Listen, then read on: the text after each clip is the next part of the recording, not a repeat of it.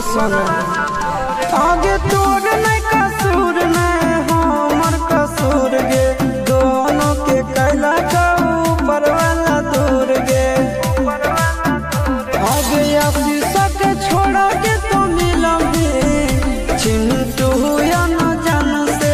आगे सोना चिंटू या न जान से जोड़ी है बनावल भगवान के